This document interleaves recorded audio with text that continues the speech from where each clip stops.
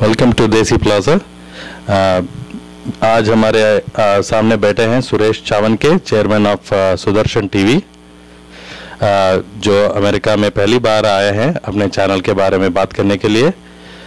सुरेश जी का यहाँ पे आना बहुत अहम मौके पर, अहम टाइम पे आ रहा है, क्योंकि भारत की परिस्थिति जो है वो विश्व में हर एक जगह जो भी देखता है उस विषय में जो चर्चा हो रही है बहुत ही डिफरेंट स्तर पे हो रही है। तो सुरेश जी का इस विषय में मीडिया में है, तो इन सभी विषयों में हम थोड़ा चर्चा करेंगे आज। और पहले मैं सुरेश जी को स्वागत करने वाला था कि आप अमेरिका आए और हमारे से आज बात कर रहे हैं। सुरेश जी। हाँ, अमेरिका तो इसके पहले भी आता रहा हूँ, लेकिन इस बार मुझे लगता है कि आना कुछ विशेष इसलिए भी है क्योंकि हम सुदर्शन टीवी को अब अमेरिका में इतने दर्शकों के साथ उपलब्ध हैं और लोग www.sudarshan.tv.com पर, कुछ IPTV पर और कुछ YouTube पर इतनी बड़ी मात्रा में देखते हैं, तो उन लोगों को अब इंटरेक्ट हो रहे हैं। इसलिए इसके पहले आना और अब के आने में फर्क है।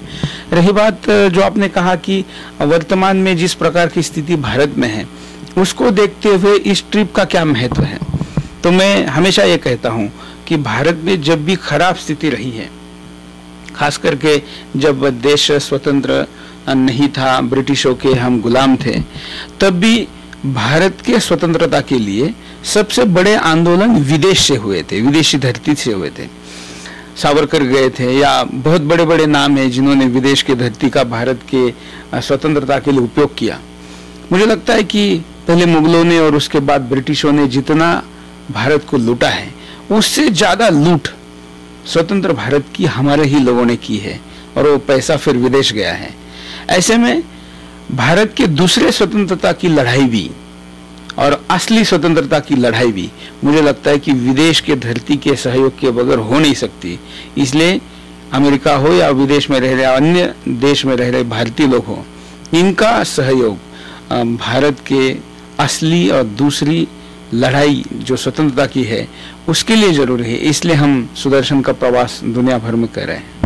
आपके बारे में बताइए, आप कहाँ जन्मे, इंडिया में आपका एजुकेशन क्या था और चैनल शुरू करने के लिए आपको कैसे मोटिवेशन मिला? बिल्कुल, मैं नासिक डिस्ट्रिक्ट में वैसे मेरा जन्म है, लेकिन मैं अपना बचपन और माता पिता सब कुछ मेरा नेटिव अगर कहे तो शिरडी साई बाबा है।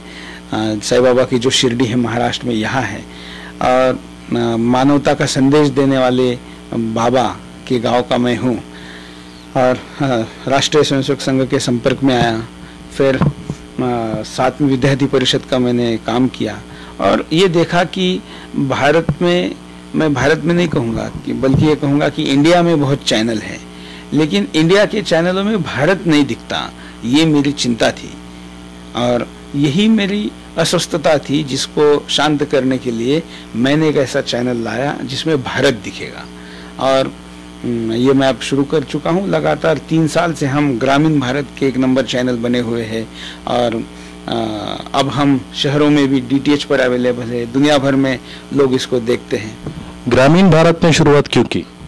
मैं ये मानता हूँ कि लोग कितने देखते हैं इसके साथ साथ कहाँ कमी है वहाँ से शुरू करने की जरूरत थी। आज के मैंने जैसे कहा कि सारे चैनलों में इंडिया तो दिखता है लेकिन भारत नहीं दिखता, मतलब 70% ऑफ पॉपुलेशन भारत की गांव में रहती है, वही नहीं दिखती ना, उनको कोई दिखाता है। इसलिए उनसे शुरुआत की जाए और इंडिया वो भी हमारा है, भारत हमारा है ही, इन दोनों के बीच को गैप को कम करने के लिए मैंने गांव से शुरुआत की। प्रवासी भारतीय बहुत बातचीत करते हैं कि मीडिया में जिस तरह से स्कैम्स हो रहे हैं भारत में, उसका इतना ठीक तरह से पोर्ट्रेयल नहीं होता है। क्या सुदर्शन टीवी उसको बहुत विस्तृत तौर पे दिखाता है? बिल्कुल, जब भारत की मीडिया के बड़े बड़े दिग्गजों का चेहरा बेनकाब हुआ और नीरा राडिया के साथ उनकी बातचीत के टेप जारी हुए, तो देश के किसी भी चैनल ने इसको दिखाया नहीं। मैं तब दिल्ली के बाहर था, लेकिन हमने तुरंत कुछ मिनटों में निर्णय करके भारत में पहली बार देश के तमाम जो रोल मॉडल थे उनका बुरखा फट गया और हमने सुदर्शन पहली बार ऐसे सारे मीडिया के दिग्गजों का देश के खिलाफ चल रहा षड्यंत्र बेनकाब किया। तो भारत के टीवी चैनलों में 3 प्रकार से गलतियां हो रही है। एक तो कुछ लोग ऐसे हैं जिनको भारत सच्चाई में पता ही नहीं है, वो जानते नहीं भारत को और मीडिया में है, तो वो तो गलती करेंगे ही। दूसरे हैं कि उनको ये पता नहीं है कि उनके ऊपर कोई इन्फ्लुएंस कर रहा है, और इन्फ्लुएंस के द्वारा गलती करने वाले लोग हैं। भारत के राजधानी में जितने विदेशों के एम्बेसीज हैं, उनका करीब 1000 करोड़ रुपए का बजट है मीडिया का, और 150 के आसपास देशों के एम्बेसीज हैं। तो ये 1000 करोड़ रुपए वो लोग अपने देश के हित में लगाते हैं, और भारत का मीडिया अगर उस पैसे को लेता है तो इसका मतलब है कि हम 1000 करोड़ रुपए का विनियोग देश के खिलाफ करने में एक इंस्ट्रूमेंट बन रहे हैं। इसके खिलाफ सुदर्शन टीवी हमें